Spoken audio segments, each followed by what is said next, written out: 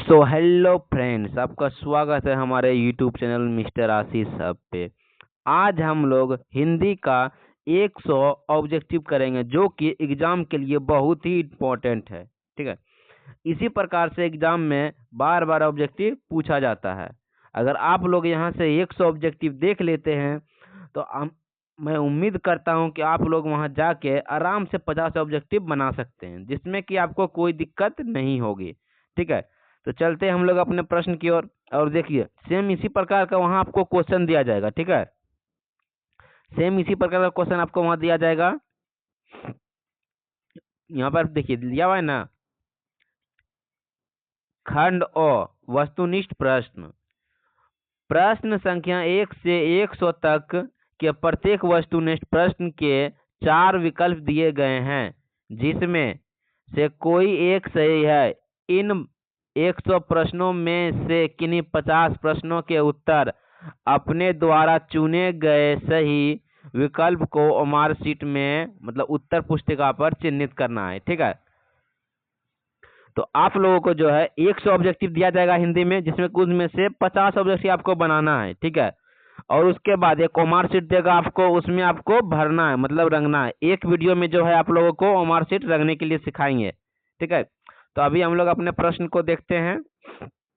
हम लोग का पहला प्रश्न है, बाबा साहेब भीमराव अंबेडकर के विख्यात भाषण एनिहिलेशन ऑफ कास्ट का हिंदी रूपांतरण।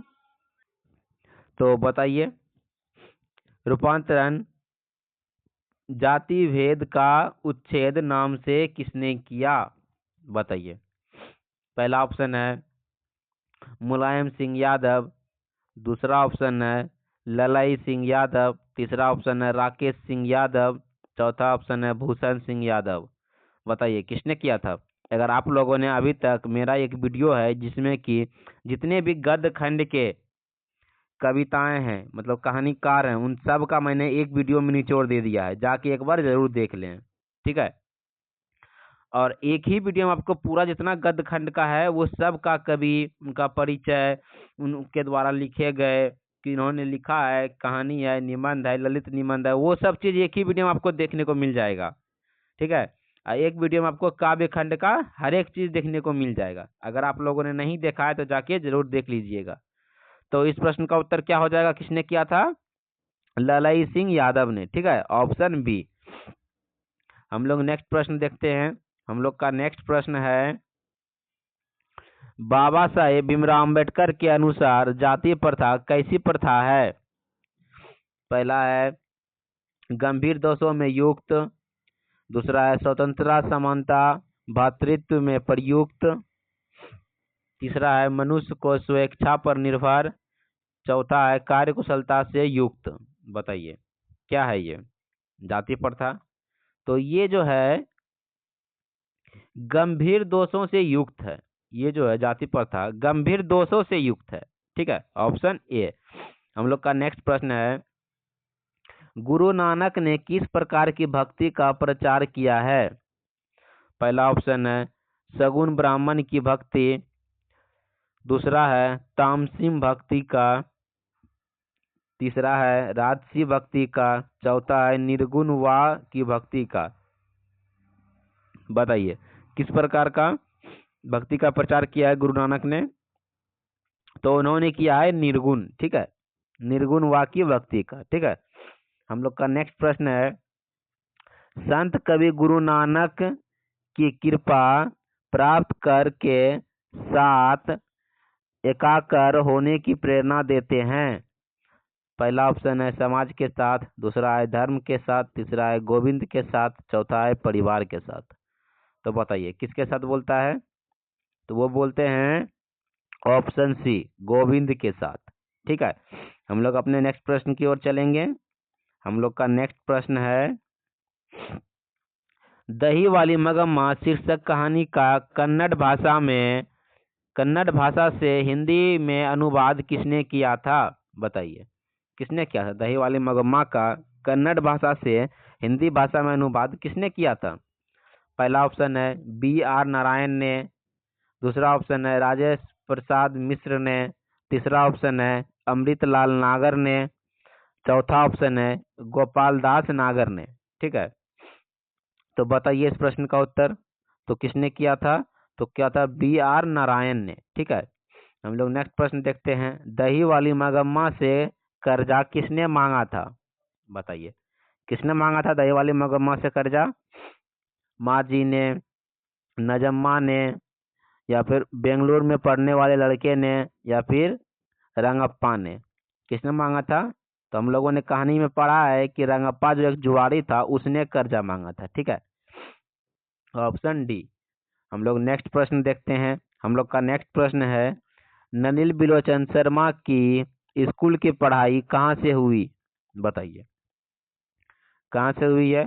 पहला ऑप्शन है दानापुर जनधारी हाई स्कूल से, पटना कॉलेजिएट स्कूल से, मिलर हाई स्कूल से, पटना हाई स्कूल से। बताइए कहाँ से हुई है? तो हम लोगों ने पढ़ा है कि पटना कॉलेटियर स्कूल से। ठीक है, हम लोग अपने नेक्स्ट प्रश्न की ओर चलते हैं। हम लोग का नेक्स्ट प्रश्न है, निम्नलिखित में कौन सेन साहब की लड़की नहीं है? बताइए, पहला ऑप्शन है सीमा, दूसरा ऑप्शन है आलो, तीसरा ऑप्शन है आरती, चौथा ऑप्शन है मोहिनी। तो हम लोगों ने पढ़ा है सीमा, आलो, आरती और शेफाली, ये चारों जो थी सेन साहब की बेटी थे, लेकिन मोहिनी जो है वो नहीं था, कोई नाम नहीं था किसी का। Option D. ठीक है, हम लोग नेक्स्ट प्रश्न देखते हैं। कबीर खान किस छंद में सिद्ध थे? बताइए, किस छंद में सिद्ध थे? सवैया, दोहा, रोला या छप्पै? बताइए किसमें? तो वो थे सवैया में। ठीक है, ऑप्शन ए। हम लोग नेक्स्ट प्रश्न देखते हैं। कबीर खान के आराध्य हैं, कबीर खान के आराध्य कौन है? ऑप्शन ए है राम, ऑप्शन बी है शिव, ऑप्शन सी है कृष्ण, ऑप्शन डी है गणेश।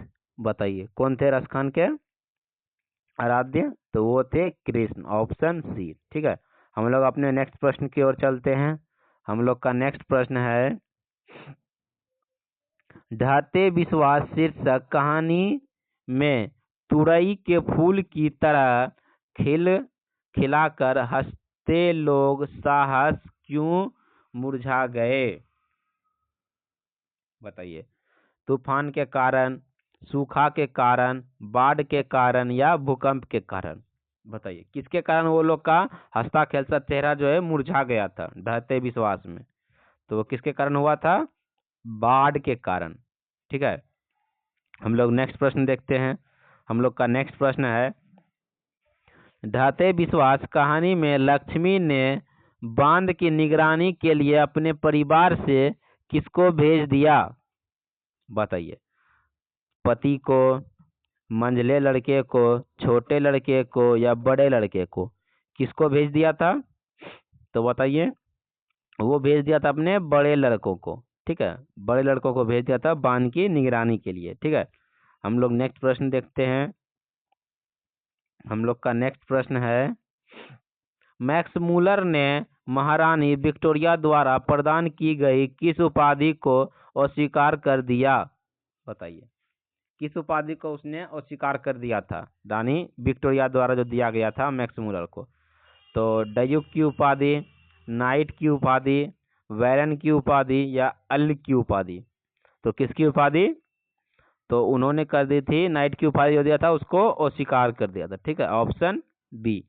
हम लोग का नेक्स्ट प्रश्न है, मैक्स मूलर के अनुसार यूरोप में प्रचलित कहावतों और दंत कथाओं का प्रमुख स्रोत किस धर्म को माना जाता है?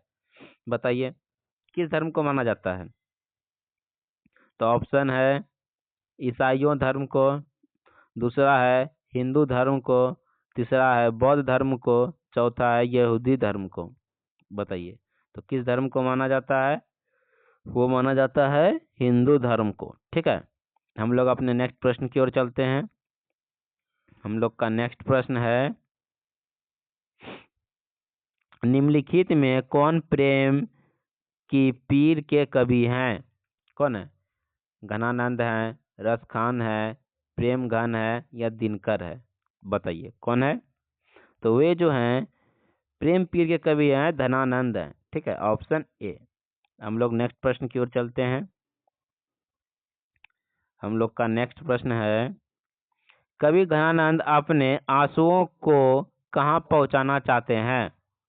कवि घनानंद जो हैं वे अपने आंसुओं को कहाँ पहुंचाना चाहते हैं? मुगल बादशाह के महल में, प्रेमिका सुजान के आंगन में, नहीदा शाह के शिविर में, मथुरा के महल में। तो वे जो हैं अपने आंसुओं को कहाँ पहुंचाना चाहते थे?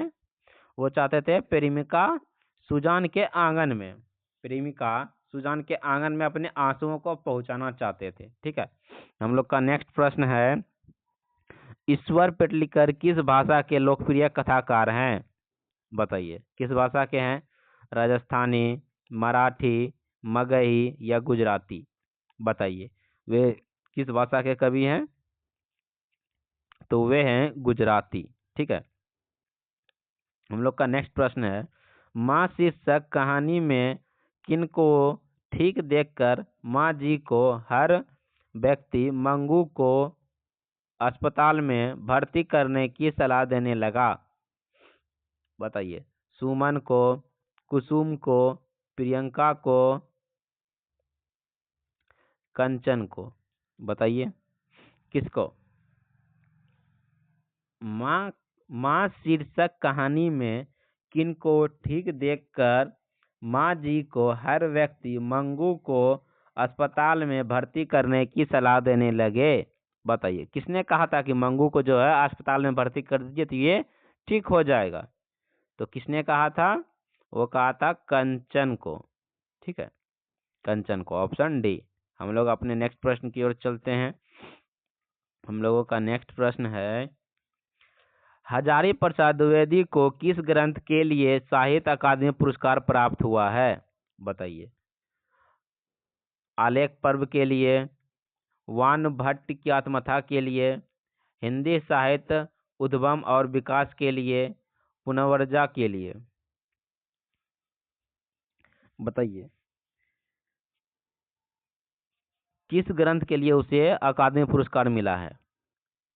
किस ग्रंथ के लिए मिला है? तो वो मिला है आलेख पर्व के लिए। ठीक है, ऑप्शन ए। हम लोग का नेक्स्ट प्रश्न है, कामसूत्र नामक ग्रंथ के रचनाकार कौन है? बताइए कौन है? कालिदास हैं, वान भट्ट है, या वात्सन्य है, या भवभूति है? तो कौन है कामसूत्र के ग्रंथ के रचनाकार? वो हैं वात्सन्य। ठीक है, अगर ये सब चीज़ का आपको पीडीएफ और आंसर की चाहिए तो हमारे टेलीग्राम चैनल से जुड़िए, उसका लिंक डिस्क्रिप्शन में दिया हुआ है। अगर आप लोगों को हम लोगों की टीम से बातचीत करनी हो, कोई प्रश्न पूछना हो, कोई सवाल सॉल्व ना हो रहा हो, तो उसके लिए व्हाट्सएप ग्रुप से जुड़िए जहाँ की आप डायरेक्ट बात कर सकते हैं हम लोगों से। ठीक है, उसका भी लिंक डिस्क्रिप्शन में दिया हुआ है। तो आइए हम लोग अपने अगले प्रश्न की ओर चलते हैं।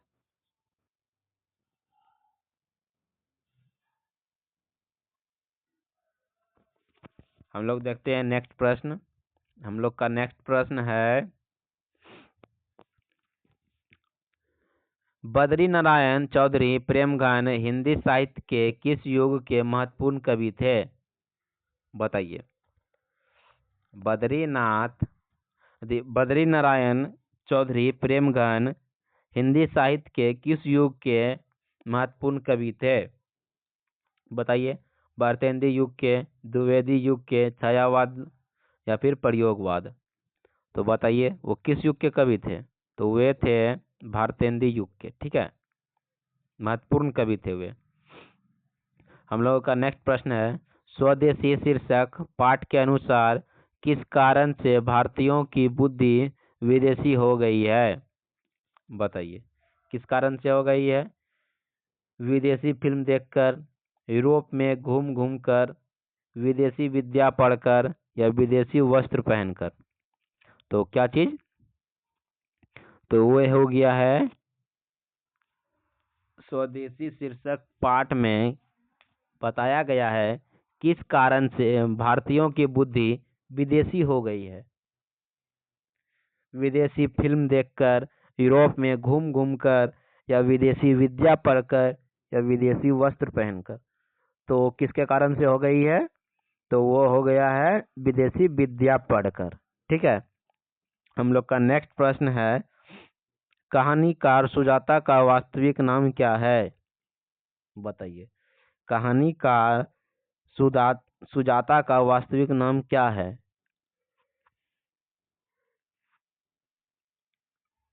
के ए जुम्ना,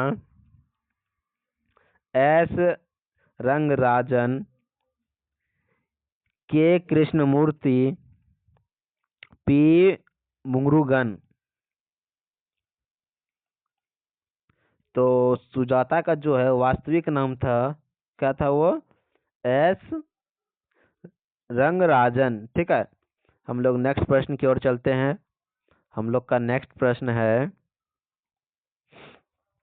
नगर शीर्षक कहानी में वल्ली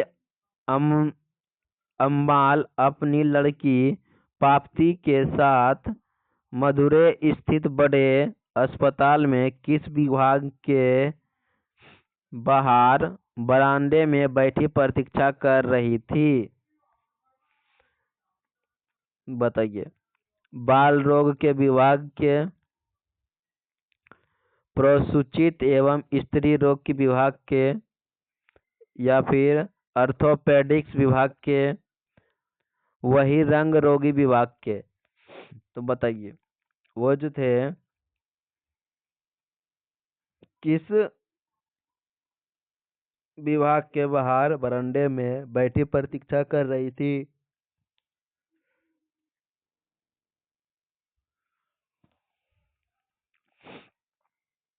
वो कर रही थी वही रंग रोगी विभाग के। ठीक है, हम लोग का नेक्स्ट प्रश्न है, नागरी लिपि शीर्षक पाठ के लेखक हैं? बताइए, कौन है? यतीन्द्र मिश्र है, गुणाकर मूले है, रामविलास शर्मा है, पंडित बिरजू महाराज है। तो कौन है बताइए? तो वो हैं गुणाकर मूले। ठीक है, नागरी लिपि के लेखक, ऑप्शन बी। हम लोग अपने नेक्स्ट प्रश्न की ओर चलते हैं। हम लोगों का नेक्स्ट प्रश्न है, पठित पाठ के आधार पर बताए गए धारा नागरी का कौन सा शासक अपने विद्यानुराग के लिए इतिहास में प्रसिद्ध है? सिंधुराज, मंजू, भोज, या फिर उदात्य? तो क्या चीज प्रसिद्ध है बताइए? तो वो है भोज प्रसिद्ध। क्या है? भोज, ऑप्शन सी। ठीक है, हम लोग अपने नेक्स्ट प्रश्न की ओर चलते हैं। हम लोगों का नेक्स्ट प्रश्न है, निम्नलिखित में किन की आरंभिक रचना प्राकृतिक सौंदर्य के प्रेम कवि की संवेदनशील अभिव्यक्ति से परिपूर्ण है? पहला ऑप्शन है घनानंद, दूसरा है सुमित्रानंद पंत, तीसरा है गुरु नानक, चौथा है रसखान। तो बताइए, इस प्रश्न का उत्तर दीजिए। तो वो कौन है जो कि प्राकृतिक और सौंदर्य के प्रेमी कवि हैं?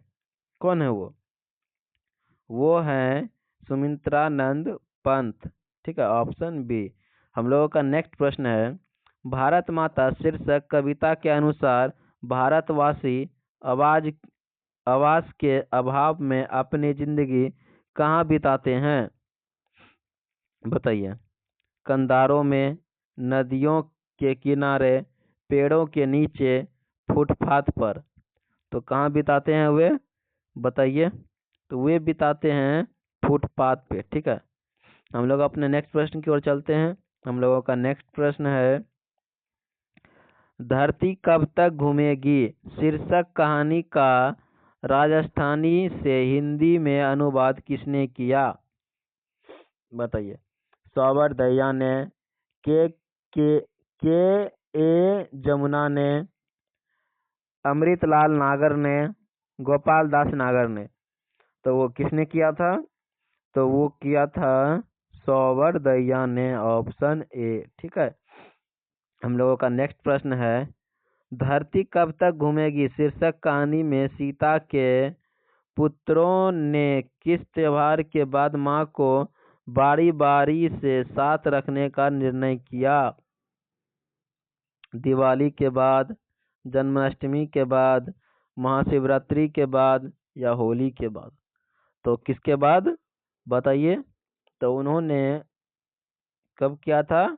तो होली के बाद किया था। ठीक है, निर्णय लिया था होली के बाद कि 2 महीना मेरे घर में रहेगा, 2 महीना मेरे घर में, 2 महीना मेरे घर में, इस तरह से निर्णय लिया था। मतलब माँ जो बारी बारी से बदलते रहेगा। ठीक है, हम लोग नेक्स्ट प्रश्न की ओर चलते हैं।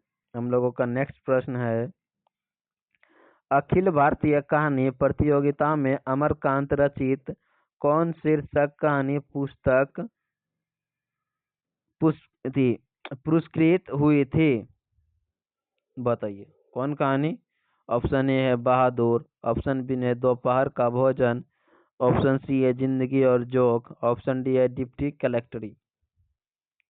तो बताइए कौन सा हुआ था?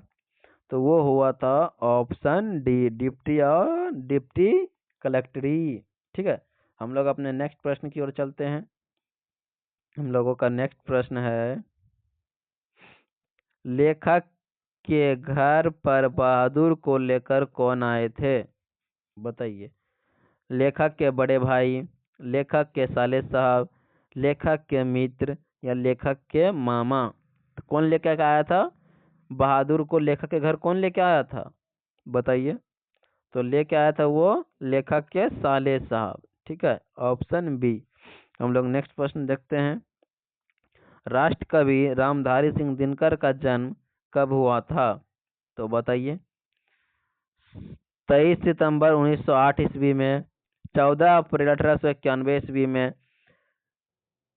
18 फरवरी 1916 ईस्वी में, 7 मार्च 1911 ईस्वी में? तो कब हुआ था उनका जन्म? उनका जन्म हुआ था 23 सितंबर 1908 ईस्वी में। ठीक है, हम लोग अपने नेक्स्ट प्रश्न की ओर चलते हैं। हम लोग का नेक्स्ट प्रश्न है, जनतंत्र का जन्म शीर्षक कविता के अनुसार अब फावड़े और हल का क्या बनाने वाले हैं? इतिहास, आभूषण, राजदंड या राजचिन्ह? तो क्या बनाने वाले हैं हम लोग बताइए? फावड़े और हल्का हम लोग वो बनाने वाले हैं इतिहास। ठीक है, हम लोग अपने नेक्स्ट प्रश्न की ओर चलते हैं। हम लोगों का नेक्स्ट प्रश्न है, निम्नलिखित में किन की लेखनी से वाल्मीकि और कालिदास से लेकर मुक्तिबोध तक की रचनाओं का मूल्यांकन प्रगतिवादी चेतना के आधार पर हुआ है? महात्मा गांधी, नलिनी बिलोचन शर्मा, रामविलास शर्मा या फिर हजारी प्रसाद द्विवेदी? तो बताइए वो कौन है जो कि वाल्मीकि और कालिदास से लेकर मुक्तिबोध तक की रचनाओं का मूल्यांकन प्रगतिवादी चेतना के आधार पर हुआ है? तो कौन है वो बताइए? तो वो है रामविलास शर्मा, ऑप्शन सी। ठीक है, हिरोशिमा शीर्षक कविता में सूरज का प्रतीक अर्थ क्या है? बताइए, खगोलीय पिंड, एक प्रमुख व्यक्ति, प्रचंड क्रोध, परमाणु बम? बताइए, तो इस प्रश्न का उत्तर दीजिए। तो वो क्या है? हिरोशिमा शीर्षक कविता में सूरज का प्रतीक अर्थ क्या है? तो वो है एक प्रमुख व्यक्ति। ठीक है, ऑप्शन बी। हम लोग का नेक्स्ट प्रश्न है, संगीत भारतीय की कमाई से पंडित बिरजू महाराज ने क्या खरीदी थी? साइकिल, टेलीविजन, स्कूटर या कार? तो क्या खरीदा था उन्होंने? तो उन्होंने खरीदा था, पंडित बिरजू महाराज ने स्कूटर खरीदा था। ठीक है, हम लोग अपने नेक्स्ट प्रश्न की ओर चलते हैं। हम लोग का नेक्स्ट प्रश्न है,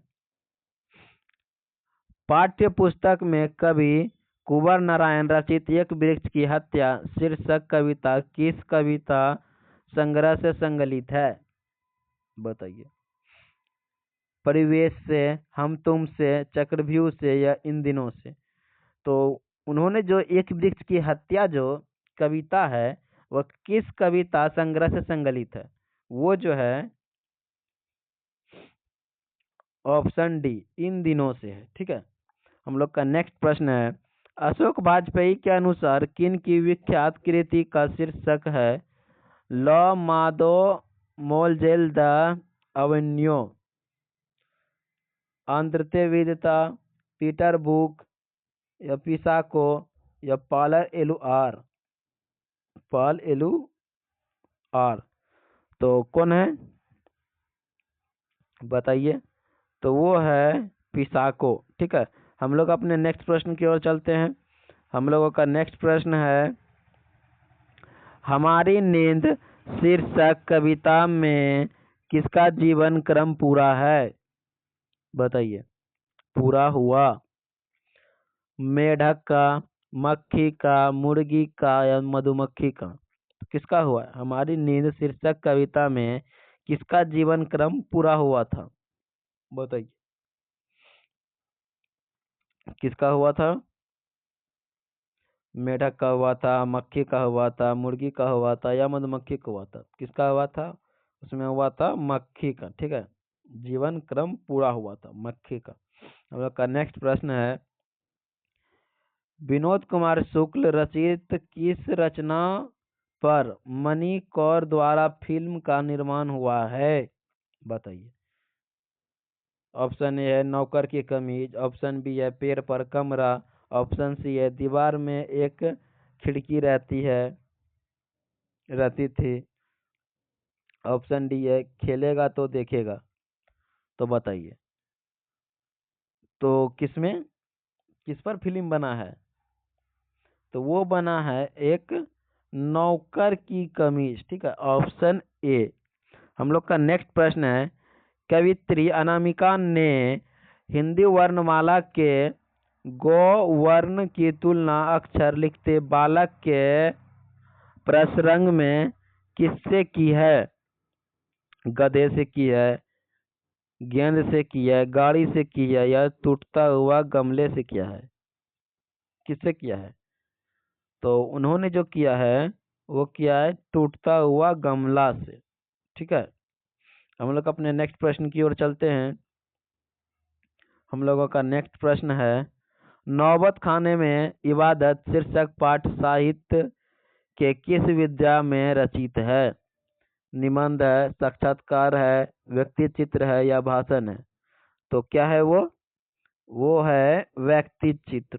ठीक है, हम लोगों का नेक्स्ट प्रश्न है, नौबत खाने में इबादत शीर्षक पाठ में काशी के पंचगंगा घाट स्थित किस मंदिर की डयोडी का नौबत खाना और नौबत खाने में निकालने वाली मंगल ध्वनि का जिक्र है?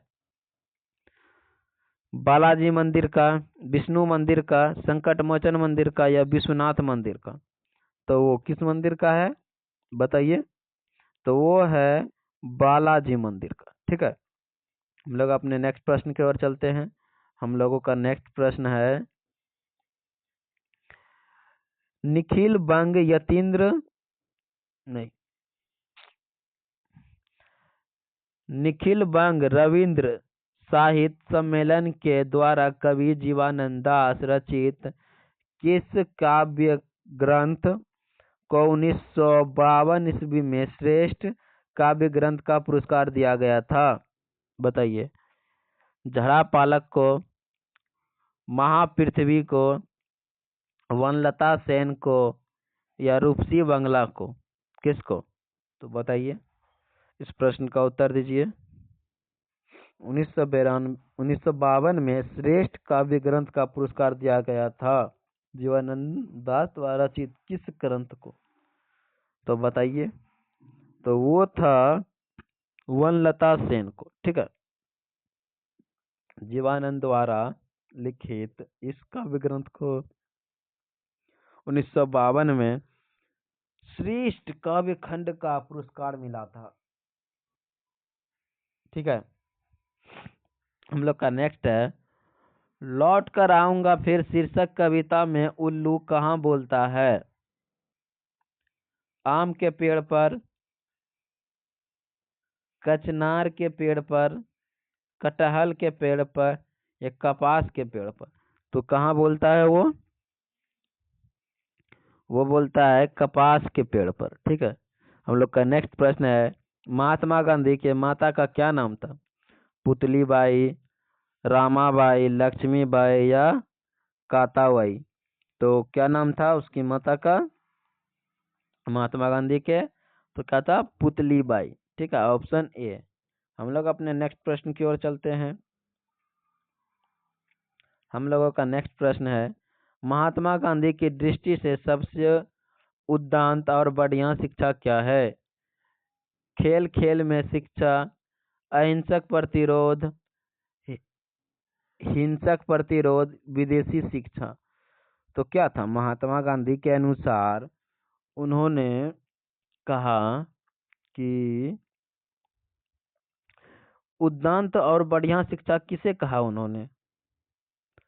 तो उन्होंने कहा था अहिंसा, अहिंसक प्रतिरोध। तो हिंसा नहीं करना है।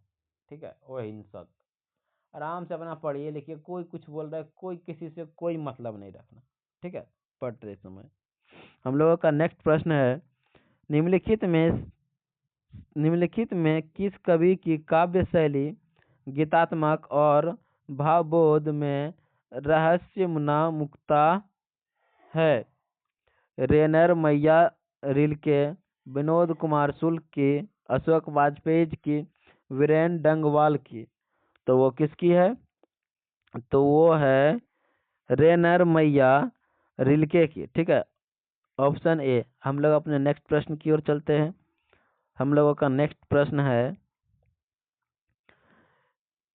मेरे बिन तुम प्रभु शीर्षक कविता में भगवान की कृपा दृष्टि कहाँ विश्राम करती है? बताइए, कहाँ विश्राम करती है? कवि के भाल में, कवि के ओठों पर, कवि के नयनों पर, कवि के कोपलों पर? तो वो किस पे करता है? तो वो करता है कवि के कोपलों पर। ठीक है। मैं आप लोग से फिर से एक अनुरोध करता हूँ, अगर आप लोगों ने मेरा वो वीडियो नहीं देखा है कि जिसमें एक में गद्य खंड के सभी लेखक का परिचय दिया हुआ है, जितने क्वेश्चन बनते हैं वो सब दिया हुआ है, और एक वीडियो में काव्य खंड का जितना भी ये थी कवि है, कविता उन्होंने लिखा है, वो उन सब का निचोड़ उसमें दिया हुआ है। एक ही वीडियो से आप दोनों अगर देखते तो किताब का आपका 50 ऑब्जेक्टिव बन गया। और उसका व्याकरण का भी देखना है तो उसी में आपको मिल जाएगा, प्लेलिस्ट में जाइएगा, वहां पर आपको मिल जाएगा व्याकरण, एक प्लेलिस्ट में डाला हुआ है। अगर आप वहां देखते हैं तो आप व्याकरण वहां से पढ़ लीजिएगा, 50-50 100 नंबर आपका फिक्स हो गया। ठीक है, अब बढ़िया से खाली देख लीजिए एक बार। हम लोगों का नेक्स्ट प्रश्न है, ए वर्ण का उच्चारण स्थान क्या है? बताइए, ए का उच्चारण स्थान क्या है? तालव्य है, कंठ ताल्य है, मृदा है, या दंतोठ्य है? क्या है? तो वो जो है क्या है? कंठ ताल्य है। ठीक है, ऑप्शन बी। हम लोगों का नेक्स्ट प्रश्न है, लौ वर्ण का उच्चारण स्थान है, तो क्या है? दंत है, दंतोष्ट्य है, ओट्य है, या कंठ्य है? तो क्या है? लौ। लौ जो हम लोग का दंत है। ठीक है, हम लोग अपने नेक्स्ट प्रश्न की ओर चलते हैं। हम लोगों का हम्म, हम लोगों का नेक्स्ट प्रश्न है ये रहा, हिंदी में अनुनासिक वर्णों की संख्या है।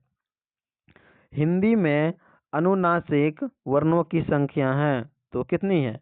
4 है, 5 है, 6 है, या 7 है? तो कितनी है? वह है 5। ठीक है, हम लोग का नेक्स्ट प्रश्न है, निम्नलिखित में कौन अघोष वर्ण कौन है? निम्नलिखित में अघोष वर्ण कौन है? गो है, धो है, ठो है, या वो है? तो क्या है वो जो है धो है। ठीक है, ऑप्शन बी। हम लोग अपने नेक्स्ट प्रश्न की ओर आगे चलते हैं। हम लोग का नेक्स्ट प्रश्न है, जिन स्वरों का उच्चारण नाक और मुंह से होता है और उच्चारण में लघुत्तम लघुता रहती है, उसे क्या कहते हैं? निर्नुसांकिक, अनुस्वर, पतुल्त या अनुनासिक? क्या कहते हैं बताइए। तो उसे हम लोग कहते हैं अनुनासिक। ठीक है, ऑप्शन डी।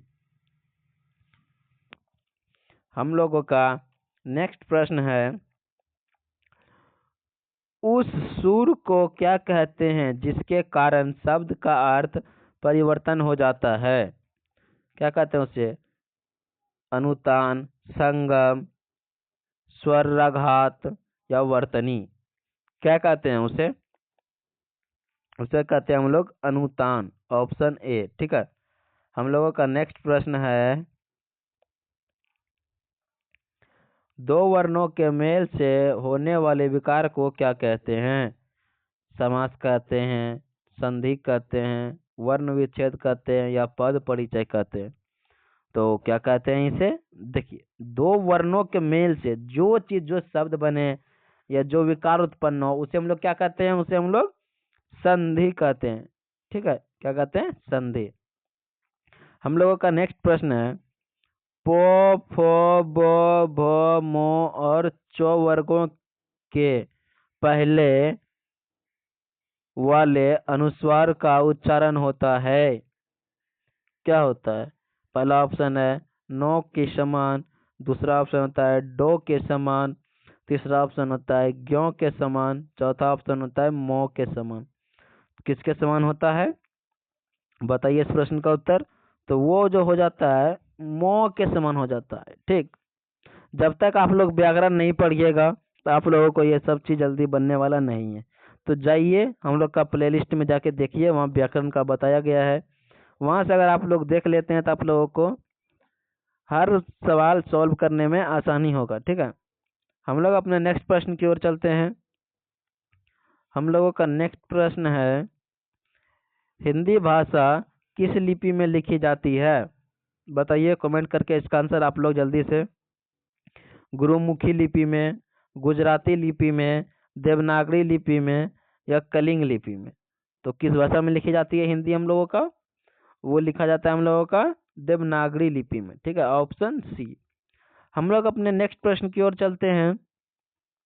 हम लोगों का नेक्स्ट प्रश्न है, अंग्रेजी के जिन शब्दों में अर्ध ओ ध्वनि का प्रयोग होता है उनके शुद्ध रूप का हिंदी में प्रयोग अवशिष्ट होने पा आ की मात्रा पर किसका प्रयोग किया जाता है? अंध्रचंद का, विसर्ग का, चंद्र बिंदु का या अनुस्वर का? तो किसका किया जाता है बताइए जल्दी से कमेंट करके। तो वो किया जाता है किसका? अंध्र चंद्र का। ठीक है। हम लोग का नेक्स्ट प्रश्न है, निम्नलिखित में कौन स्वर संधि का उदाहरण है?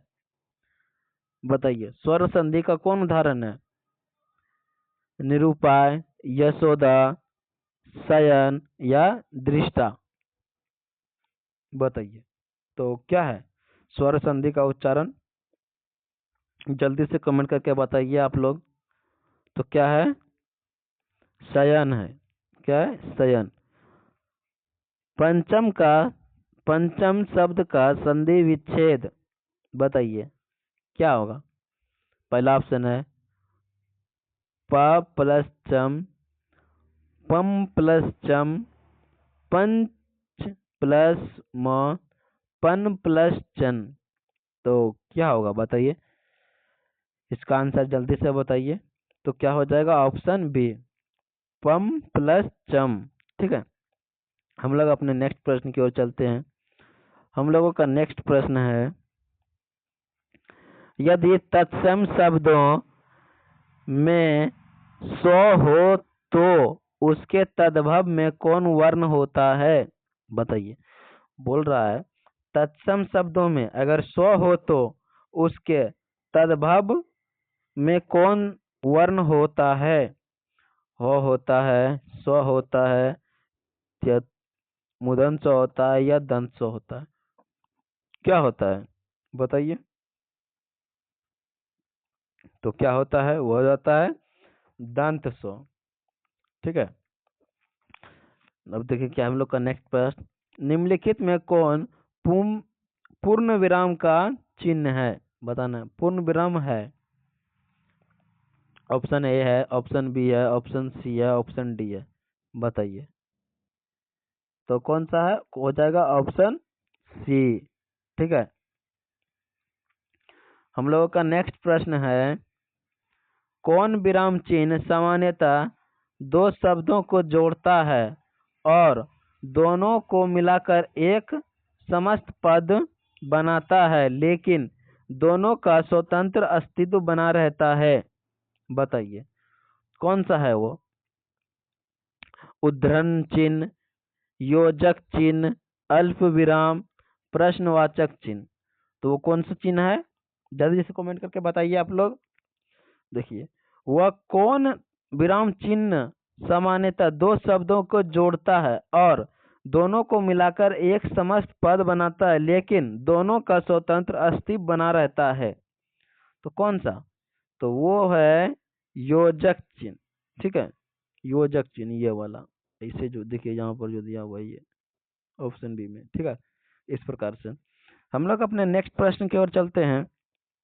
हम लोगों का नेक्स्ट प्रश्न है, निम्नलिखित में कौन द्रव्यवाचक संज्ञा है, होली है, ममता है, दल है या पानी है।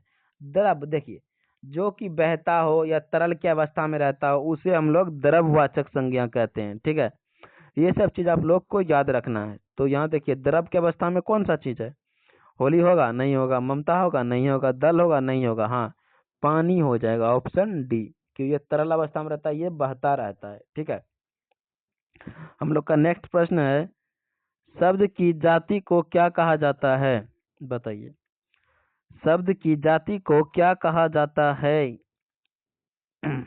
कारक कहते हैं, अवयव कहते हैं, मात्रा कहते हैं या लिंग कहते हैं, क्या कहते हैं उसे, उसे हम लोग कहते हैं लिंग, ऑप्शन डी, शब्द की जाति को लिंग कहते हैं। ठीक है, हम लोगों का नेक्स्ट प्रश्न है, निम्नलिखित में कौन बहुवचन है, नरी विद्य है, शाखा है, वर्ता है, सड़क है, कौन है बताइए।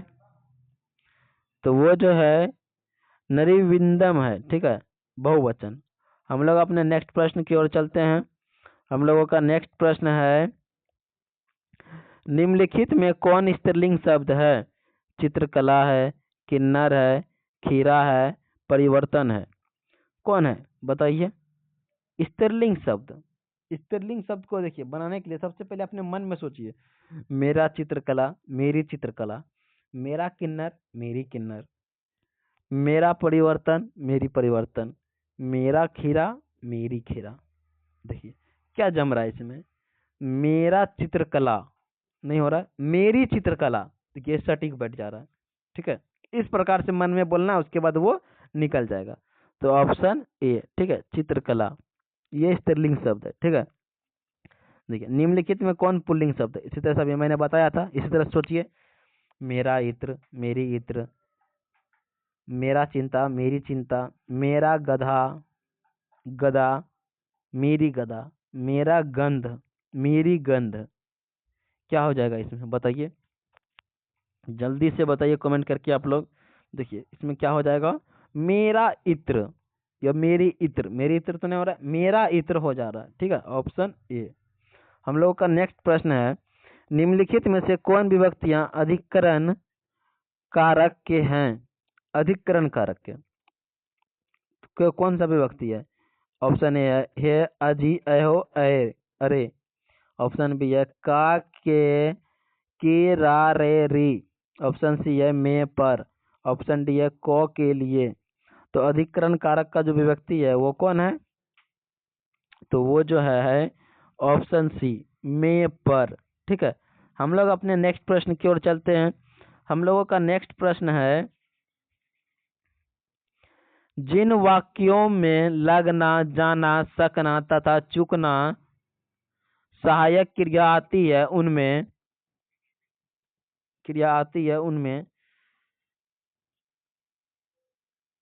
किसका प्रयोग होता है, ये बताना है। ने का प्रयोग होता है, ने का प्रयोग नहीं होता है, ने और को का प्रयोग होता है, इनमें से कोई नहीं। जल्दी से बताइए इसका आंसर। उसमें जो क्या होता है, ने का प्रयोग जो है नहीं होता है, ऑप्शन बी। हम लोग का नेक्स्ट प्रश्न है, लड़का पेड़ से गिरा, इस वाक्य में कौन कारक है? लड़का पेड़ से गिरा, इस कारक में, इस वाक्य में कौन कारक है? करण कारक है, संप्रदान कारक है, अपादान कारक है, कर्म कारक है। तो कौन है इसमें से? ऑप्शन सी, अपादान कारक है। ठीक है, हम लोग का नेक्स्ट प्रश्न है, हम लोग अपने नेक्स्ट प्रश्न की ओर चलते हैं।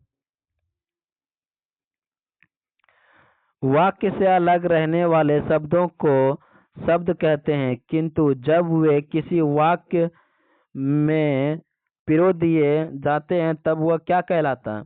शब्द कहलाता है, संगम कहलाता है, अवयव कहलाता है, या पद कहलाता है? तो क्या कहलाता है वो जो है वो क्या कहलाता है? पद कहलाता है। ठीक है, ऑप्शन डी। हम लोग अपने नेक्स्ट प्रश्न की ओर चलते हैं। हिंदी में कुल कितने सर्वनाम हैं? बताइए, कितने सर्वनाम है? 9 है, 10 है, 11 है, या 6 है? कितने सर्वनाम है? बताइए, हिंदी में कुल कितने सर्वनाम है? कितना है? ऑप्शन सी, 11 है। ठीक है, हम लोग अपने नेक्स्ट प्रश्न की ओर चलते हैं।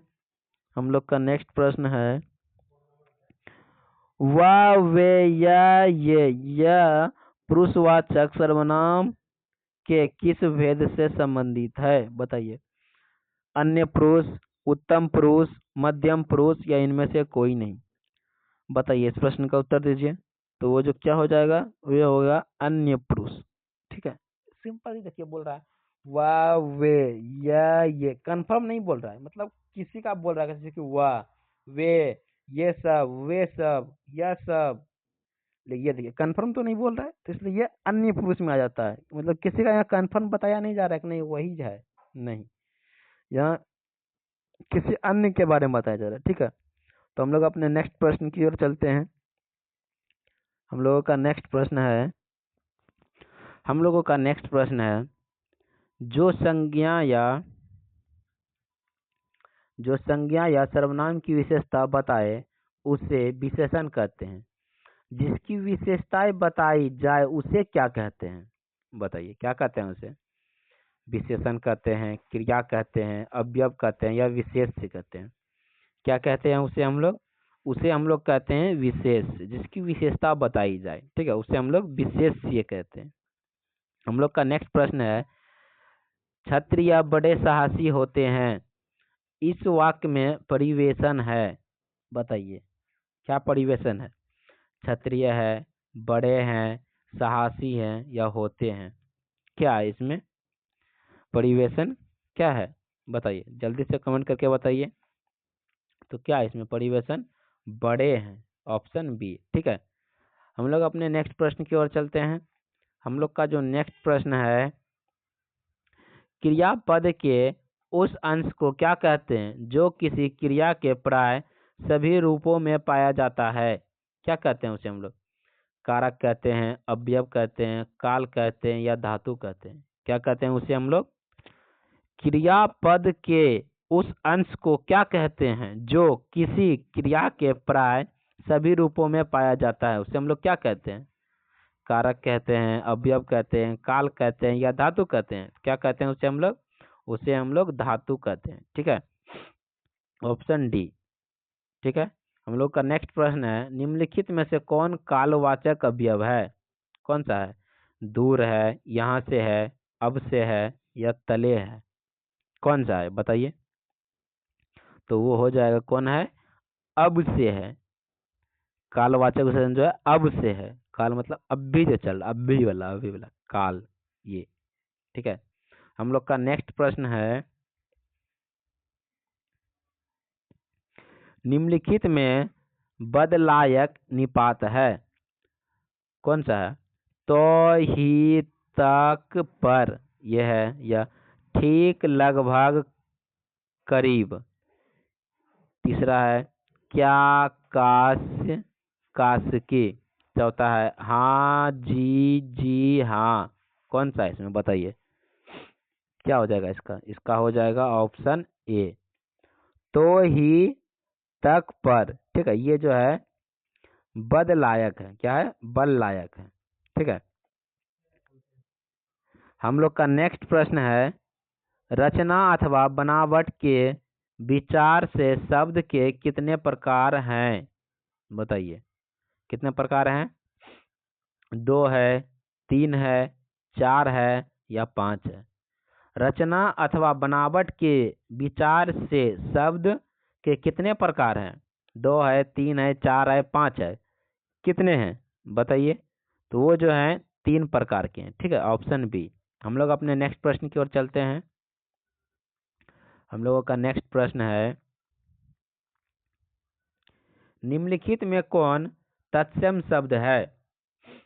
आग है, चंचू है, डोंगा है या कीमत है? क्या है बताइए? इस प्रश्न का उत्तर दीजिए जल्दी जल्दी, एकदम से उत्तर कमेंट करके बताइए आप लोग, जल्दी जल्दी एकदम से। अगर आप लोगों को इसका पीडीएफ और आंसर की चाहिए तो हमारे टेलीग्राम से जुड़िए, वहां आपको क्लास के आधे घंटे बाद पीडीएफ दे दिया जाता है। ठीक है, तो ज़्यादा से ज़्यादा हो सके आप जुड़िए वहाँ।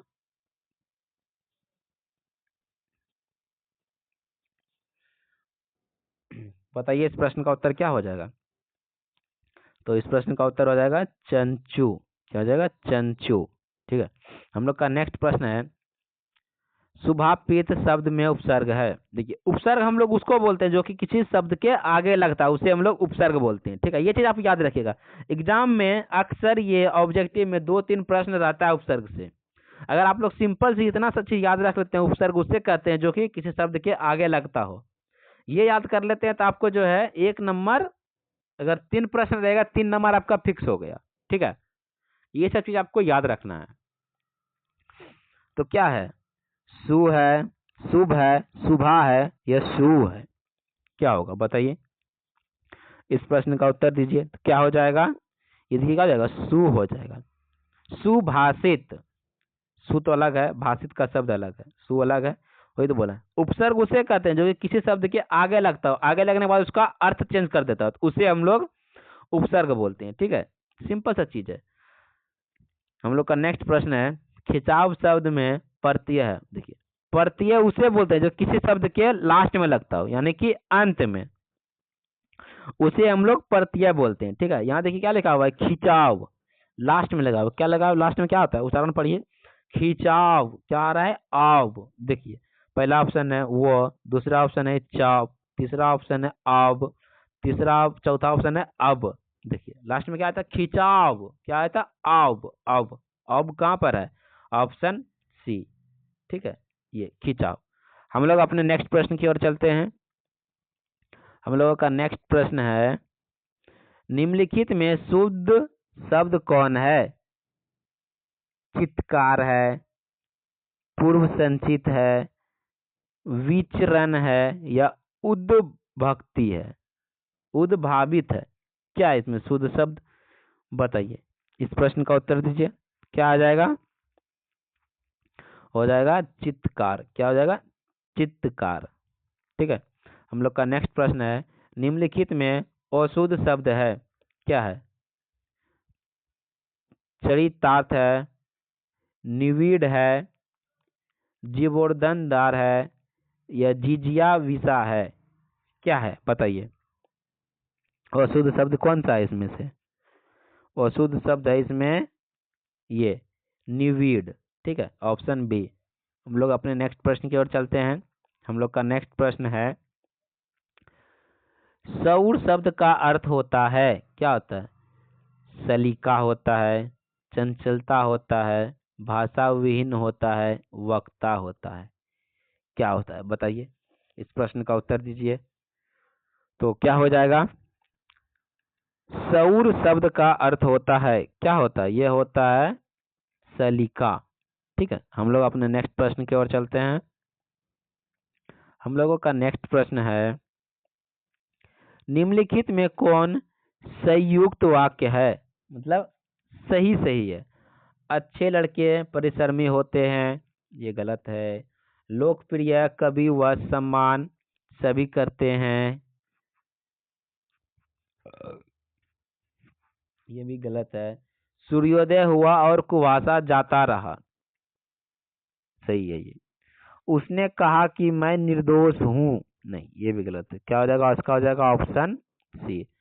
सूर्योदय हुआ और कुहासा जाता है। जैसे देखिए सूर्योदय निकलता है, धीरे धीरे धीरे जो कुहासा लगता है हम लोगों का, वो धीरे धीरे हटता चला जाता है। ठीक है, ये हम लोग का जो संयुक्त वाक्य है। ठीक है। अल्प शब्द का विपरार्थक शब्द होता है, बताइए। अल्प शब्द का विपरार्थक शब्द क्या होगा? उन्नति होगा, बहु होगा, आदि होगा, या इति होगा? क्या होगा? तो हो जाएगा बहु, ऑप्शन बी। ठीक है। हम लोग अपने नेक्स्ट प्रश्न की ओर चलते हैं। हम लोग का नेक्स्ट प्रश्न है, जो किए गए उपकारों को मानता है वाक्य खंड के लिए एक शब्द क्या होता है? बताइए क्या होता है? एक शब्द में बताना है। जो किए गए उपकारों को मानता हो तो क्या कहते हैं उसे हम लोग?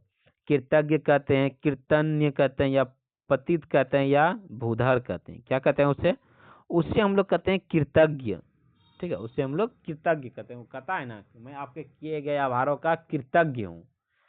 शॉर्ट में बोलना मैं आपका कृतज्ञ हूँ कि आपने जो मेरे लिए उपकार किया है, जो काम किया वो किसी ने नहीं किया, आपने किया, इसके लिए मैं आपका कृतज्ञ हूँ। ठीक है। हम लोग का नेक्स्ट प्रश्न है, जो बहुत बोलता है वाक्य खंड के लिए एक शब्द। सर्वज्ञ, द्विज, पार्थिव, या वाचाल्य? क्या होगा इसका? बताइए इस प्रश्न का उत्तर। जो ज्यादा बोलता है, उसको क्या बोलते हैं हम लोग? वाचाल्य बोलते हैं। ठीक है। हम लोग अपने नेक्स्ट प्रश्न की ओर चलते हैं। हम लोगों का नेक्स्ट प्रश्न है, इंद्र शब्द का पर्यायवाची शब्द श्री होगा, वज्री होगा, स्मरण होगा, या वेसर होगा? क्या होगा? बताइए बताइए जल्दी से। इसका प्रश्न जो है, आप लोग इस प्रश्न का उत्तर कमेंट कीजिए जल्दी जल्दी एकदम से। और अभी तक आप लोगों ने हमारे चैनल को सब्सक्राइब नहीं किया, सब्सक्राइब कर लें, लाइक कर लें और शेयर भी कर दें। ठीक है। यहाँ आपको हर वो चीज दिया जाएगा जो कि एग्जाम के लिए बहुत ही इंपॉर्टेंट है, वो भी मुफ्त में, यानी कि फ्री में। ठीक है। ज्यादा से ज्यादा हमारे चैनल से जुड़िए, और अगर इन सब का पीडीएफ चाहिए आपको तो हमारे टेलीग्राम से जुड़िए। वहां आपको वीकली टेस्ट होता है, जो कि टेस्ट में जुड़िए और अपना अपना देखिए कि मैं कितना स्कोर कर पा रहा हूँ। ठीक है। इसके अनुसार सबको पता चल जाएगा ना कि आप लोगों ने अभी तक कितना मेहनत किया है। अगर आप लोग हमारे साथ अभी से बड़े एग्जाम तक जुड़े रहते हैं तो आपका 450 नंबर पक्का आएगा। जितना हम लोग पढ़ाते हैं बस उतना आप लोग पढ़ते जाइए, उतना आप लोग याद करते जाइए, तो आपका जो है 450 नंबर कोई नहीं काट सकता है। ठीक है। और अगर आप लोग को कोई चीज में दिक्कत हो, जैसे सवाल नहीं बन रहा हो, प्रश्न नहीं बन रहा, तो हमारे व्हाट्सएप ग्रुप से जुड़िए, उसका भी लिंक डिस्क्रिप्शन में दिया हुआ, वहां आप लोग डायरेक्ट हम लोगों से बातचीत कर सकते हैं। ठीक है। हम लोगों का नेक्स्ट प्रश्न है, तो इसका आंसर क्या था? इंद्र का क्या हो जाएगा? वजी। ठीक है। इंद्र का पर्यायवाची शब्द क्या हो जाएगा? तो हो जाएगा वजी। ठीक है, ऑप्शन बी। हम लोग अपने नेक्स्ट प्रश्न की ओर चलते हैं। हम लोगों का जो नेक्स्ट प्रश्न है, नौका शब्द का पर्यायवाची शब्द बताइए। नौका शब्द का पर्यायवाची शब्द है, क्या है? उडुप है, जाया है, कासार है, या पटु है? क्या होगा? बताइए। इस प्रश्न का उत्तर दीजिए आप लोग। क्या होगा इस प्रश्न का उत्तर? इसका हो जाएगा उडुप। क्या हो जाएगा? उडुप। ठीक है, ऑप्शन ए। हम लोग अपने नेक्स्ट प्रश्न की ओर चलते हैं। हम लोग का नेक्स्ट प्रश्न है, निम्नलिखित में शुद्ध वाक्य कौन है? बताइए। दिनकर ने उर्वशी लिखा है, तू मैं और वह चलेगा, सीता ने झूठ कहा था, लड़की ने दही गिरा दी। बताइए इस प्रश्न का उत्तर दीजिए। तो क्या होगा इस प्रश्न का उत्तर? तो शुद्ध वाक्य इसमें से जो है वो है ऑप्शन सी, सीता ने झूठ कहा था। ठीक है। हम लोग अपने नेक्स्ट प्रश्न की ओर चलते हैं। हम लोगों का नेक्स्ट प्रश्न है, निम्नलिखित में अशुद्ध वाक्य है, कौन सा है? अशुद्ध मतलब गलत वाक्य। बाघ और बकरी एक घाट पर पानी पीते हैं, उसका बहुत सम्मान हुआ, मेरे लिए पढ़ता हूँ, वहाँ भारी भीड़ लगी थी। देखिए इसमें जो है हम लोग को सही सही दिख रहा है कि ये सही है हम लोगों का, ये सही है, ये सही है। ऑप्शन सी जो है हम लोगों का ये गलत है। मेरे लिए पढ़ता हूँ, ये क्या सवाल है? ये कोई अर्थ ही नहीं निकलेगा इसका। मेरे लिए पढ़ता हूँ, क्या पढ़ता हूँ? ये इसमें लिखा हुआ था मैं अपने लिए पढ़ता हूँ, ये कुछ शब्द बनता है। ये मेरे लिए पढ़ता हूँ, ये तो वाक्य ही नहीं बन रहा है। ठीक है, हम लोग का नेक्स्ट प्रश्न है, दिल कड़ा करना मुहावरे का क्या अर्थ होता है? बताइए। बहुत अधिक घमंड होना, नरम होना, भुला लेना, साहस करना। बताइए क्या होगा? दिल कड़ा करना, इस मुहावरे का क्या अर्थ होता है? बताइए क्या होता है? साहस करना। क्या होता है? साहस करना। ठीक है, हम लोग अपने नेक्स्ट प्रश्न की ओर चलते हैं। हम लोगों का नेक्स्ट प्रश्न है निम्नलिखित में किस मुहावरे का अर्थ हार मानना होता है? चेहरा उतरना, कान पकड़ना, दम बांधना या घुटने टेकना। क्या होगा बताइए?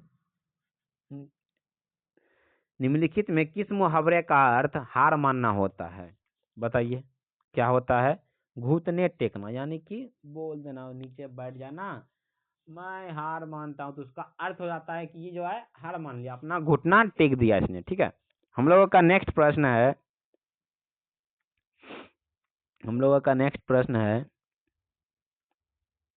हम लोगों का नेक्स्ट प्रश्न है, आप भला तो जग भला। ठीक है, लोकहित का अर्थ होता है, बताइए। किसी तरह का दायित्व नहीं, एक साथ दो काम, अपनी अच्छाई रहने पर ही संसार की अच्छाई मालूम पड़ता है, दो प्रतिकूल स्वभाव स्वभाव वाले व्यक्ति को एक साथ रहना। तो बताइए इस प्रश्न का उत्तर बताइए। आप लोग बोल रहा है आप भला तो जग भला। इसका सिंपल सा बात है, अपनी अच्छाई रहने पर ही संसार की अच्छाई मालूम पड़ता है। ठीक है, आप अच्छा रहेगा तो आपको तभी ना संसार का अच्छा है पता चलेगा, नहीं वो लोग अच्छा है, वो अच्छा है, वो अच्छा। अगर आप ही खराब रहिएगा तो पता चलेगा आपको कि वो अच्छा है कि खराब है? नहीं चलेगा।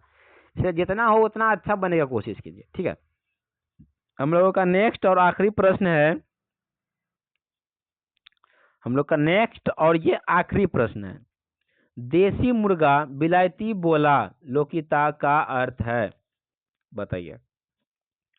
अन्य की नकल में अपनी असलियत गंवाना, जैसा कार्य करोगे वैसा फल पाओगे, अधिक आशा तुच्छ फल, कठिन काम संपन्न करना। बताइए जल्दी से इस प्रश्न का उत्तर आप लोग कमेंट करके बताइए, जल्दी जल्दी एकदम से। देसी मुर्गा बिलायती बोल लोकित का अर्थ है, क्या होगा? अन्य की नकल में अपनी असलियत गंवाना, यही हो जाएगा, ऑप्शन हो जाएगा ए। ठीक है, हम लोग नेक्स्ट वीडियो में इसका जो है ये प्रश्न देखेंगे, खंड ब गद्यांश को, गद्यांश से कैसे हम लोग आंसर लिखते हैं, इस प्रकार से हम लोग देखेंगे। और उसके बाद हम लोग देखेंगे कि इस सब प्रश्नों का उत्तर किस प्रकार दिया जाता है।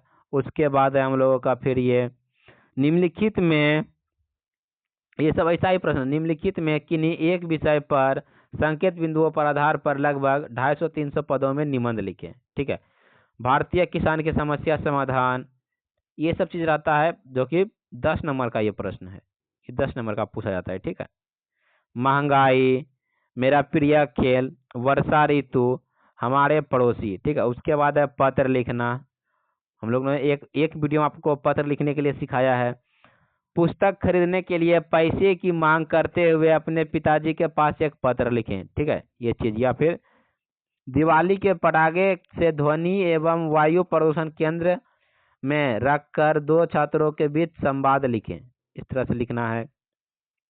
उसके बाद है कुछ प्रश्न जो किताब से पूछा जाता है। बस ये सब चीज जो हम लोगों को जानना है। ठीक है, ये सब चीज अगर आप लोग देख लेते हैं एक वीडियो में, तो आप लोगों को हमने 100 प्रश्न करा दिया।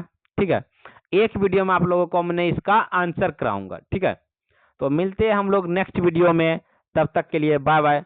हमारे चैनल को लाइक सब्सक्राइब एंड शेयर जरूर करें, ठीक है, और अपना प्यार आप लोग दिखाइए हम लोगों को, ठीक है। मिलते हैं नेक्स्ट वीडियो में, तब तक के लिए धन्यवाद, बाय बाय।